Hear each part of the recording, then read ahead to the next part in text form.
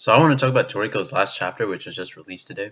I want to talk about Toriko as a whole and why I haven't been really reviewing it as of late. But um, so if you guys may or may not have known, Toriko was one of my favorite manga, and it would have stayed in my one of my favorite manga if stuff after the post time skip, if the post time skip didn't play out the way that it did. But I mean, just this chapter, just like now that Toriko was finished, it's just left me like it's left me with more questions, and I don't know, it just has me thinking about like what Toriko could have been. I feel because the I think it was speculated that many people thought that Toriko was being rushed to finish ever since the cooking festival stuff ended, and I'm trying to like okay, yeah, good. I was trying to get the light out. Anyway, I thought that Toriko was trying to be finished as soon as okay, if it shows, it shows. It's trying to be finished as soon as possible, but yeah, man, I was just very indifferent to the post time skip ever since Acacia's full course has been revealed to be something that wasn't as legendary as we thought it to be. Like anyone could fucking get it. Food luck I just thought was just too OP and just like a very easy way to explain like why stuff happens, and the not enough focus on the four kings, the eight kings, and the power scaling was very hard to, in my opinion, was very hard to gauge as well. Because I always thought that Acacia's disciples were way stronger than the eight kings, because if it's Acacia's full course, then he should be able to effortlessly beat them, and those three as well. But I guess not. And the unexplained wings to Toriko's third demon, various explanations for different things, like different powers, which really don't show up at all again. Like they're explained once and then they have no relevance in later chapters, and even the backstories about what's the deal with the red and the blue universe, like that was a kind of a hard concept for me to understand. So until this chapter.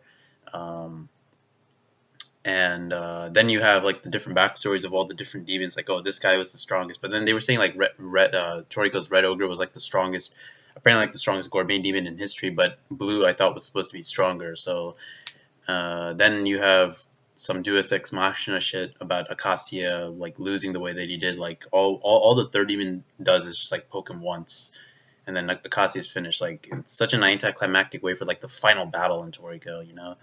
And so yeah, just very disappointed in the post time skip stuff. I just kind of lost interest, and but now that it's over, I mean, the last two chapters had me feeling some type of way. Like you see all the different stuff that happened in the series and how they got the ingredients and all the different characters and where they are. And but this chapter was different because like we had closure for like Nakaume, I think his name was, or whoever that Utake. There we go. That's his name. We have closure for him over the other four heavenly kings and Starjun and Tepe and all of them. So it like that was very weird. Like we know that Coco and I think Sunny and Zebra also went to space, but it's just like such a weird way to end it, and like it leaves me wanting more, because now we get like this whole expository dialogue about like who the Demon King, like it was like a folklore or something, and that the gourmet eclipse was caused by some sort of gourmet satellite that the Nitro had built to help cook the planet's full course. And then you have like these gourmet gods, which I guess are akin to, if I were to use Dragon Ball as a comparison, it's kind of like the gods of destruction, I guess, and the Kaioshin, so to speak. Like they rule over like galaxies and stuff. And so yeah, it's just like if Toriko had not been rushed, maybe that's what we would have been able to see. Because now that we think about it, now that we look at Neo's plan to go to the furthest lands, like the furthest lands, like that's never going to be explained now. It was just there was no point to it, right? So yeah, it's sad for me because like it was one of my favorite manga, and I mean I don't think any of us can prove that Toriko went the direction that it did because of jump pressuring Mitsutoshi, but man, I would have really liked to see some of this stuff like not only better well paced but better explained also, because I'm sure if it was better explained I would have definitely enjoyed it more. And it just sucks, man. Like you have like this whole red, blue, green universe, and all this different sort of stuff, and instead of getting whole arcs about that stuff, it's relegated to like 1 pages of dialogue about like what it is, and I don't know, it kind of kills the suspense and mystery of the series for me.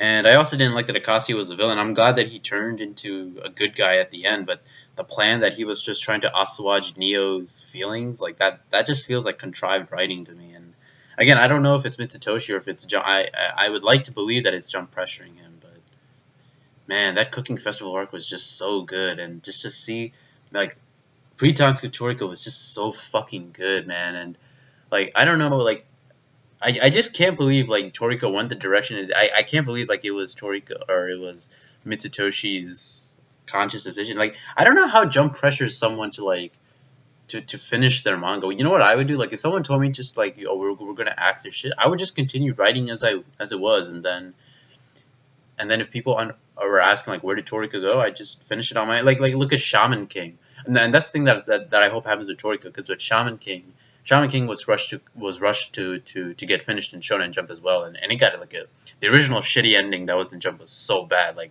the rest of the crew go to Atlantis, and then the last panel is like Anna looking at the the reader and saying like they'll be okay. Like that was it, and so we didn't see the Great Spirit, we didn't see any of the like the Patch Tribe versus Yo and the rest of his people. We didn't see Lucius versus Marco.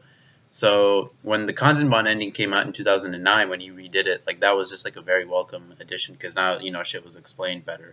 Not exactly the best ending still, but it was definitely better than what we got in Jump, and that's what I'm hoping. That's what I'm hoping to God. That's what we get in Toriko, because either that and we can get that, and then he can presumably do like another series, which is like a sequel to Toriko, where it's called like Toriko Neo or Space or something, where it's about like the continuation of that, where they're like in space, like that. I would read that, and it would be fucking awesome. Because Hiroyuki Takei did the same thing with Shaman King. He brought out Shaman King Flowers, and that hasn't gone anywhere. It ended in fucking 16 chapters, which kind of annoys me, but because there was some major ass like fucking world building, and man, it just sucks to see like hype shit like that just get never explained. But yeah, Toriko's over. I'll miss the post time skip stuff.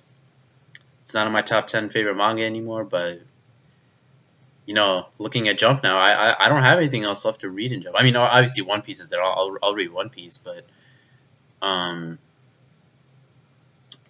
read One Piece, and Gintama's about to end, so obviously I'll read that, and then Hunter x Hunter whenever it comes back. But those, I'm not gonna pick up a new manga by. I'm not gonna pick up. I'm pretty much done, I think, with shonen manga as a whole now.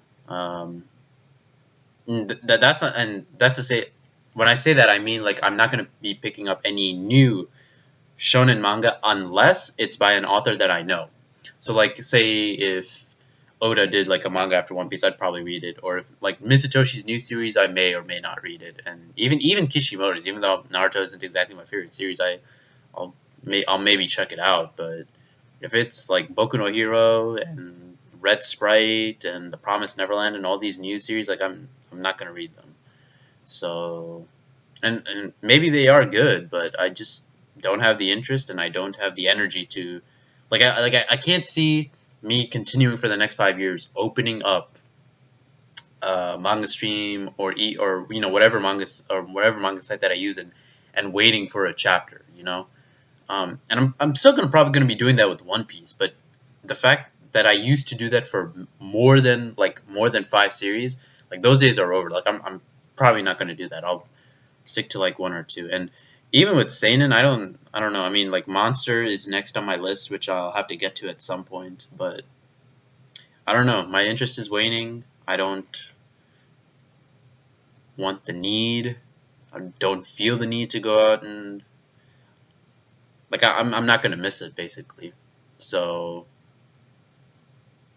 I don't know. I guess Toriko ending is it's a shift in my personhood as a whole, I guess, in terms of what I'll be doing with my free time. So yeah, very strange. But yeah, anyway, Toriko has ended. Those are my feelings, and I will miss it. I will miss it, but I guess it's just time to move on. You know, One Piece is still here. The One Piece chapter was pretty good. I like the whole information that we got about the 30 poneglyphs. That was pretty cool. And yeah, man, Toriko's over. It's just I may have to reread the post time skip stuff at some point. I remember I reread the air arc and the Bambino arc also, but now I have to reread this Area 6 stuff and the God stuff and yeah, a whole bunch of stuff. So we never got to see like all the Kuromomo, like all the what was their name again? The Bishakukai, I think. The enemy, the villains that Midora was leading. We never got to see them really fight too much, at least. That's a shame. So yeah, one less manga for me to look forward to, I guess, in a way. But now that Gintama's going to end, I think all I have left is One Piece. And of course, like Hajime no Ippo and Seven Deadly Sins are still there, and Dragon Ball Super. So One Piece, Seven Deadly Sins, Hajime no Ippo, and Dragon Ball Super are the only reasons that I'm pretty much going to be going on Manga Stream now. And yeah, that's it. Got nothing left to say.